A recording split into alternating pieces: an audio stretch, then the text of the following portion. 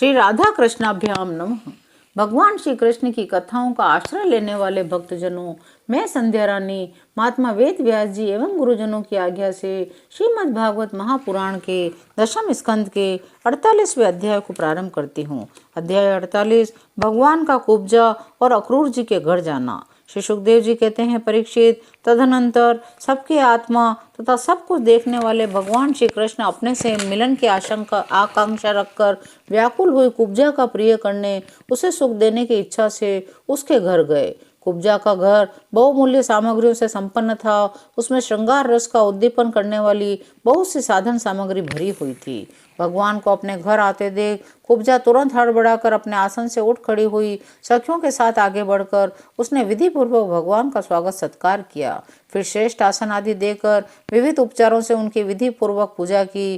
कुब्जा ने भगवान के परम भक्त उद्धव जी की भी समुचित रीति से पूजा की, परंतु वे उसके सम्मान के लिए उसका दिया हुआ आसन छूकर धरती पर ही बैठ गए, क्योंकि अपने स्वामी के सामने उन्हें आसन पर बैठना उचित न लगा। तब कुब्जा स्नान, अंगराग, वस्त्र, आभूषण, हार, गंध, इत्र, तांबूल, सुधा सब आदि से अपने को खूब सजाकर लीलामयी लजीली मुस्कान हाव भाव के साथ भगवान की ओर देखती हुई उनके पास आई। कुब्जा नवीन मिलन के संकोच से कुछ झिझक रही थी। तब श्याम सुंदर श्री कृष्ण ने उसे अपने पास बुला लिया। उसके कंकन से सुशोभित कलाई पकड़कर अपने पास बिठा लिया। कुब्जा ने इस जन्म में केवल भगवान को अंगराग अर्पित किया था। उसी एक शुभ कर्म के फलस्वरूप उसे ऐसा अनुपम अवसर मिला। कुब्जा ने केवल अंगराग समर्पित किया था, उतने से ही उसे उन सर्वशक्तिमान भगवान की प्राप्ति हुई, जो केवल मोक्ष के अधीश्वर है, जिनकी प्राप्ति अत्यंत कठिन है। परंतु उस दुर्भगा ने उन्हें प्राप्त करके भी ब्रज गोपियों की भांति सेवा न मांगकर यही मांगा, प्रियतम, आप कुछ दिन यहीं रहकर मेरे साथ क्रीड़ा कीजिए, क्योंकि हे कमल नयन, मुझसे आपका साथ नहीं छोड़ा जाता। भगवान श्री कृष्ण सबका मान रखने वाले और सर्वेश्वर हैं। उन्होंने अभिष्ट वर देकर उसकी पूजा स्वीकार की। फिर अपने प्यारे भक्त उद्धव जी के साथ अपने सर्व सम्मानित घर पर लौट आए। भगवान ब्रह्मा आदि समस्त ईश्वरों के भी ईश्वर हैं। उनको प्रसन्न कर लेना भी जीव के लिए बहुत ही कठिन है। जो कोई उन्हें प्रसन्न करके उनसे विशेष सुख मांगता है, वह निश्चय ही दुर्बुद्धि है, क्योंकि वास्तव में विशेष सुख अत्यंत तुच्छ नहीं के बराबर है। तदनंतर एक दिन सर्वशक्तिमान भगवान श्री कृष्ण बलराम जी और उद्धव जी के साथ अक्रूर जी की अभिलाषा पूर्ण करने, उनसे कुछ काम लेने के लिए उनके घर गए। अक्रूर जी ने दूर से ही देख लिया, हमारे परम बंधु मनुष्य लोक शिरोमणि भगवान श्री कृष्ण बलराम जी आदि पधार रहे हैं। वे तुरंत उठकर आगे आए, आनंद से भरकर उनका अभिनंदन और आलिंगन किया। अक्रूर जी ने भगवान श्री कृष्ण और बलराम जी को नमस्कार किया। उद्धव जी के साथ उन दोनों भाइयों ने भी उन्हें नमस्कार किया। जब सब लोग आराम से आसनों पर बैठ गए, तब अक्रूर जी ने उन लोगों की विधिवत पूजा की।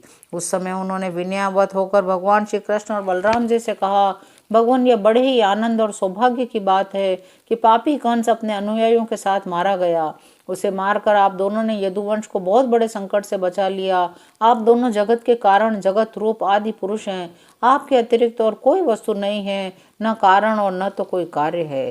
प्रभु, आप रजोगुण, सत्वगुण और तमोगुण अपनी शक्तियों से क्रमशः जगत की रचना, पालन और संहार करते हैं, किंतु आप उन गुणों से अथवा उनके द्वारा होने वाले कर्मों से बंधन में नहीं पड़ते, क्योंकि आप शुद्ध ज्ञान स्वरूप हैं। आपने जगत के कल्याण के लिए यह सनातन वेद मार्ग प्रकट किया है।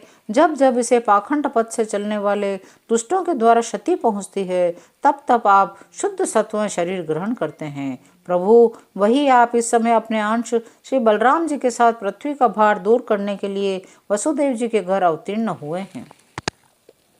आप सारे जगत के एकमात्र पिता और शिक्षक हैं। आप हमारे घर पधारे, इसमें संदेह नहीं। आज हमारे घर धन धन्य हो गए। प्रभु, आप प्रेमी भक्तों के परम प्रियतम, सत्य वक्ता, अकारण हितु और कृतज्ञ हैं। जरा सी सेवा को भी मान लेते हैं।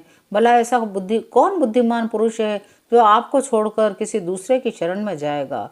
परंतु हमें आपका साक्षात दर्शन हो गया, यह कितने सौभाग्य की बात है। हे प्रभु, हम स्त्री, पुत्र, धन, स्वजन, गेय, देह आदि के मोह की रस्सी से बंधे हुए हैं। आप कृपा करके इस गाढ़े बंधन को शीघ्र काट दीजिए। श्री सुखदेव जी कहते हैं, परीक्षित, इस प्रकार भक्त अक्रूर जी ने भगवान श्री कृष्ण की पूजा और स्तुति की। तब भगवान श्री कृष्ण ने कहा, तात, आप हमारे गुरु, हितोपदेशक और चाचा हैं। हमारे वंश के अत्यंत प्रशंसनीय और हमारे सदा के हितैषी हैं। सदा ही आपकी रक्षा पालन और कृपा के हम पात्र हैं। हम आपके प्रिय बालक हैं। अपना परम कल्याण चाहने वाले मनुष्यों को आप जैसे परम पूजनीय महाभाग्यवान संतों की सर्वदा सेवा करनी चाहिए।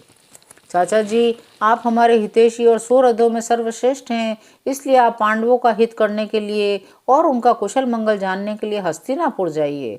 हमने ऐसा सुना है, राजा पांडु के मर जाने पर अपनी माता कुंती के साथ युधिष्ठिर आदि पांडव बड़े दुख में पड़ गए थे। अब राजा धृतराष्ट्र उन्हें अपनी राजधानी हस्तिनापुर में ले आए हैं और वे वहीं रहते हैं। आप जानते ही हैं, राजा धृतराष्ट्र एक तो अंधे हैं, दूसरे उनमें मनोबल की कमी है। उनका पुत्र दुर्योधन बहुत दुष्ट है। उसके अधीन होने के कारण वे पांडवों के साथ अपने पुत्रों जैसा समान व्यवहार नहीं कर पाते।